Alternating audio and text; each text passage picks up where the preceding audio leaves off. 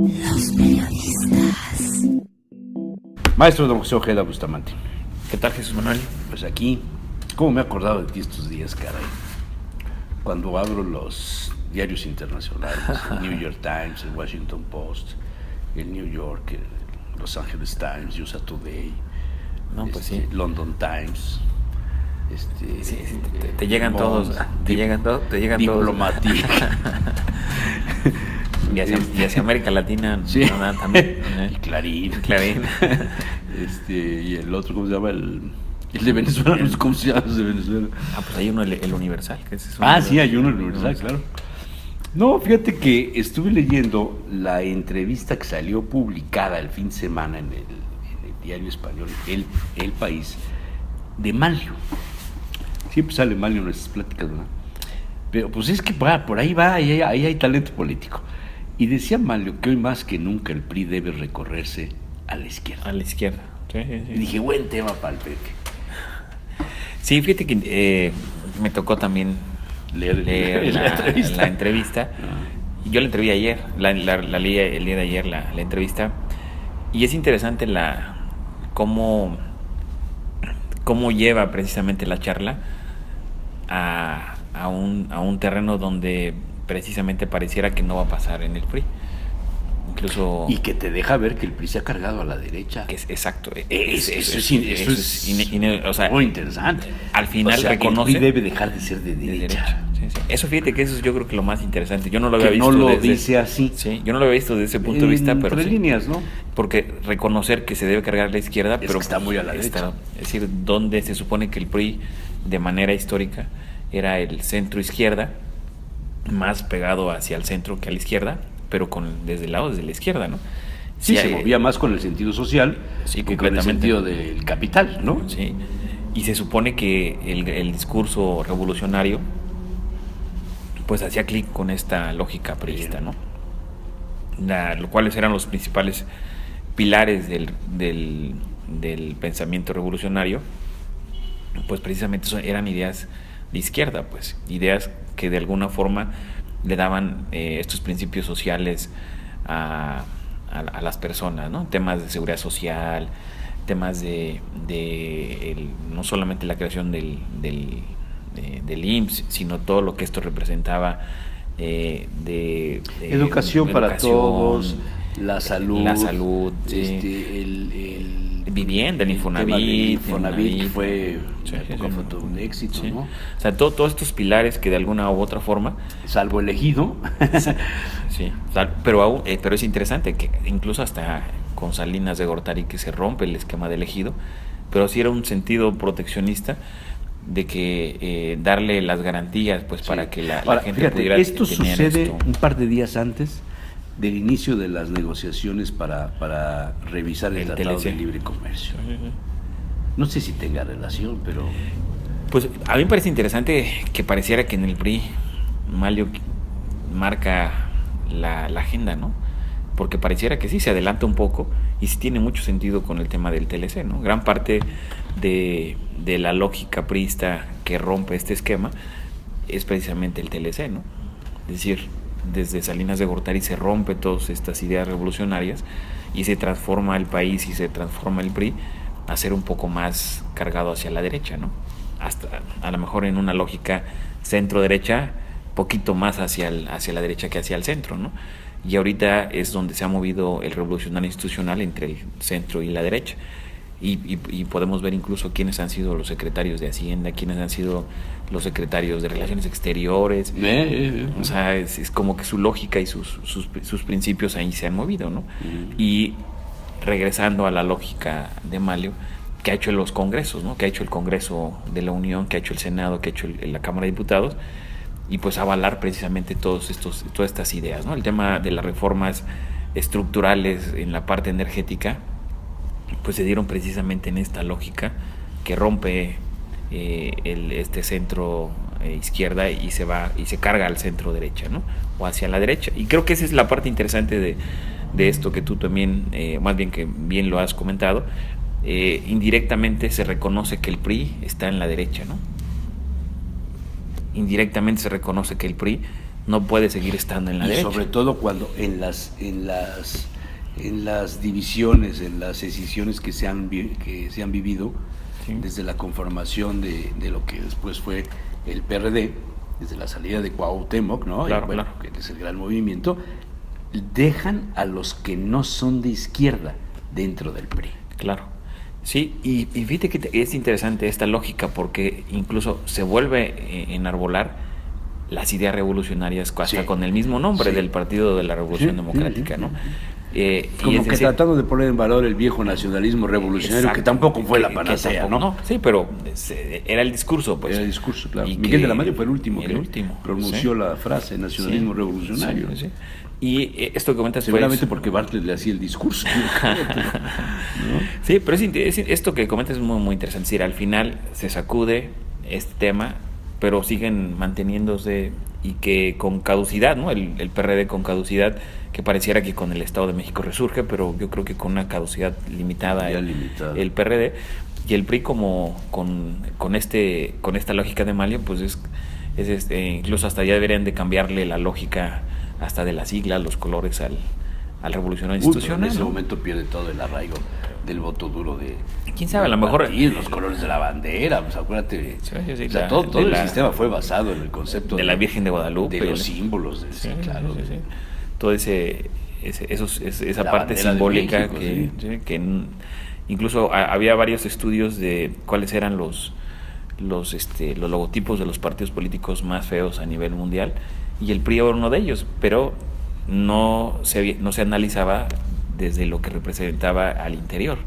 Es decir, al interior es de los logotipos más fuertes, porque precisamente se genera este nacionalismo, estos simbolismos de la bandera, de la Virgen de Guadalupe, de toda esta lógica que de alguna u otra forma, no importa que la tipografía, no importa que los colores, la composición de colores no te generen un sentimiento en el contexto internacional, sino en el contexto nacional, en el contexto local, pues te generan todos los sentimientos habidos y por haber, ¿no? O sea, te acercas nada más con el puro logotipo, ¿no?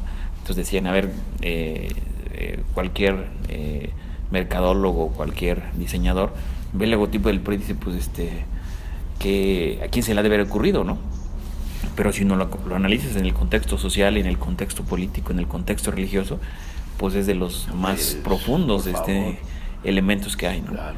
Sí, y creo que regresando a la entrevista, ¿qué viene para el revolucionario institucional, ¿no? O sea, Malio con esto otra vez se vuelve a poner desde dentro del PRI, pero se vuelve a poner en un extremo, ¿no? Vanguardia interesante, ¿no? Sí, pero en un extremo. No, una retaguardia ahí de avanzada, ¿no? Sí, porque al final del día tenemos un PRI que ya no es homogéneo, pues pareciera que ya tenemos un PRI donde en cualquier momento pues la desbandada se va a dar de manera más intensa, ¿no? Yo lo platicaba el otro día cuando salió el tema de los gazapos, de las incongruencias que pronuncia Peña Nieto en sus improvisaciones.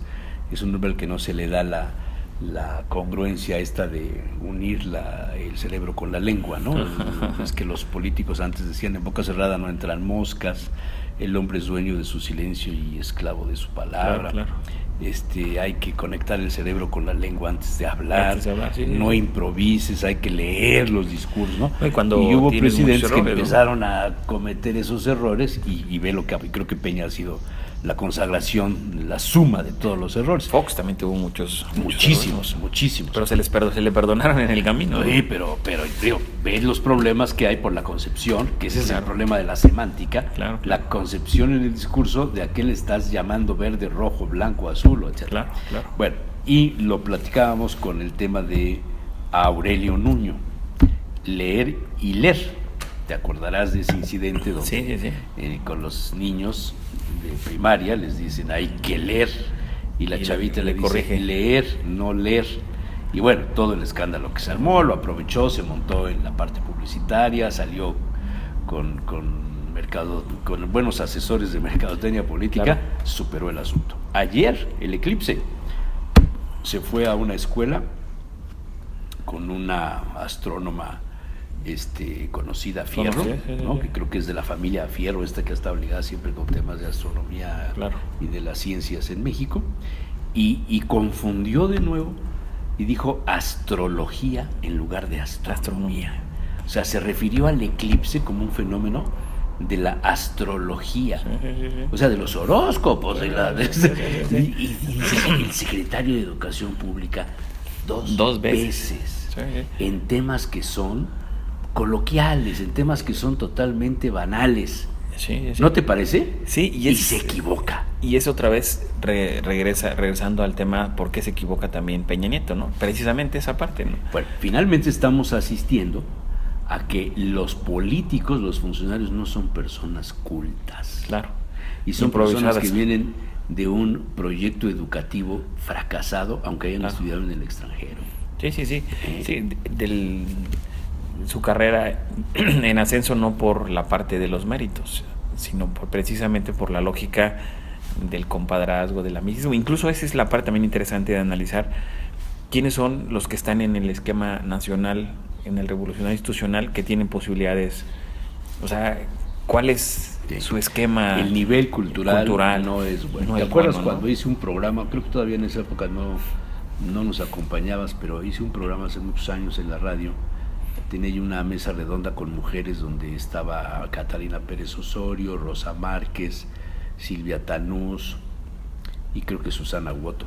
Creo, si no estaban todas juntas ese día, eran de las que asistían normalmente a ese programa, y llevábamos una mesa redonda con temas bajo la óptica de la mujer que está en el activismo político, como son todas las que te acabo de decir. Y estaban en campaña para diputados locales Roberto Grajales, que hoy es magistrado, y Javier López Zavala, que seguramente te sonará el nombre, ¿no? Era el tema de la ley de Herodes. Ellos estaban hablando sobre las leyes relacionadas con género y todo eso, ¿no? Y la verdad es que estaba así como muy aburrido, y yo, pues, la jiribilla y el express, y quería yo levantar el rating, y les pregunto, bueno, ¿y ustedes qué piensan de reformar la ley del talión? Y bueno, todas se quedaron calladas, pero los candidatos, Roberto Grajales y Javier López Zavala, no, desviviéndose en bondades, porque si beneficiaba al pueblo, había que reformar la ley del talión. Qué impresionante. Sí, me acuerdo, no y luego, lo escuché, pero me acuerdo. Sigue las preguntas, vamos a comerciales, nadie dijo nada, todo el mundo guardó silencio, fue una cosa así muy tensa. Y órale, maestro, viene la del segundo bloque y yo interrumpo de nuevo.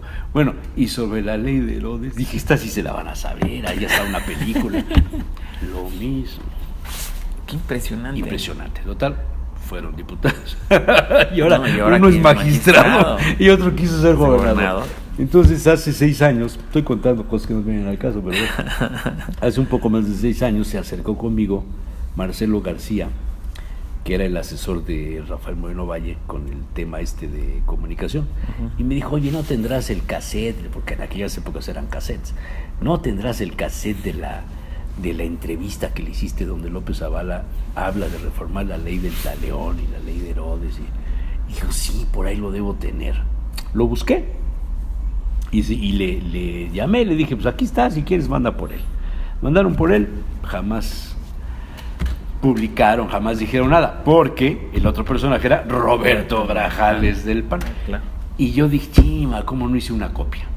Sí, yo veo el original. Bueno, mi hija me mandó el otro día una caja de cachivaches, de cosas que tengo de hace muchos años, muchos cassettes, y uno de ellos es del original de la entrevista. Lo acabo de rescatar, caray.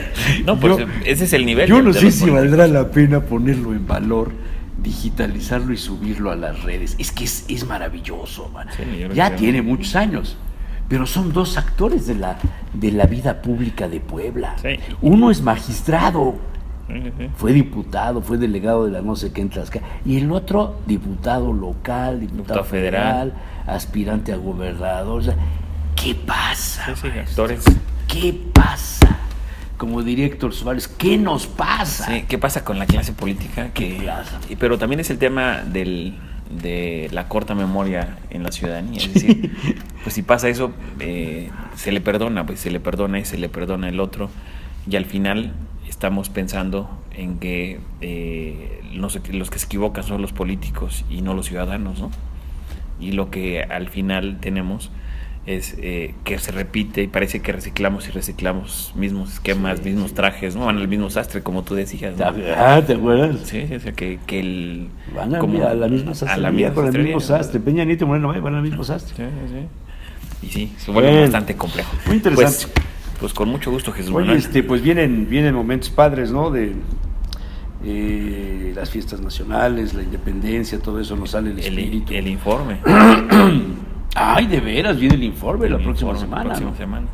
Y ya el informe que va posterior al informe, pues ¿quién le va a hacer caso a Peña Nieto, no? ¿Cuándo crees que haya candidato? Muchos me dicen que en noviembre ya estaríamos. Yo creo que sí. El tema del Revolución Institucional es el que la más complicada la tiene. Sí. Porque es el que tiene la cuesta arriba más arriba. Agresiva con el video, ¿viste el último video? No lo vi. Merece la pena verlo, te lo mando ahorita. Sí, no lo vi. Muy agresiva contra López Obrador y contra su partido y contra todo, sí. Pues está tratando de llamar la atención porque también está a punto de que se le caiga su candidatura. Y desde el otro lado ciudadano también no es tan fácil tenerlo. Yo, si me dijeras hoy, me parece que Peña Nieto ya decidió por Meade. Yo sigo pensando que no es Meade. ¿Sigues pensando que sigo pensando que no es Meade. A pesar de que hay muchísimas voces. Pero es que Organa ya dice que sí. Médico mío es primo de él, a mí me conviene. Bueno, pues entonces ya. Entonces vamos que la cargada vamos ya a está. La cargada está conmigo. Oye, entonces, según tú, ¿quién? Yo lo veo difícil. Yo creo que no ha decidido Peña. Y yo creo que en la recta final va a ser difícil que decida Peña. ¡Ay, güey! Yo creo que no, va a ser difícil. Sobre todo por los números y sobre todo por lo que hay en la... O sea, el único que está seguro sigue siendo nuestro líder moral. El único. Manuel, el único. Y en el PAN a mí me llama la atención lo que ha significado Derbez. También está moviendo, pero al final sus canicas van para un corralito que ya está.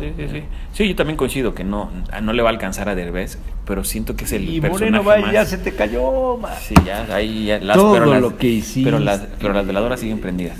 Ya ves que la señora ya dijo que va a ser candidata, va a renunciar a la Secretaría General del PAN. Eso quiere decir que no va, hombre. Sí, no podría los dos.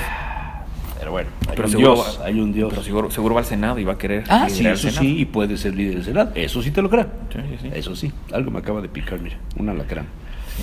Bueno, ya está. Mi querido Pepe, con gusto. La semana próxima. ¿Todavía estás aquí? Sí, todavía. Estás regresando de vacaciones. Sí.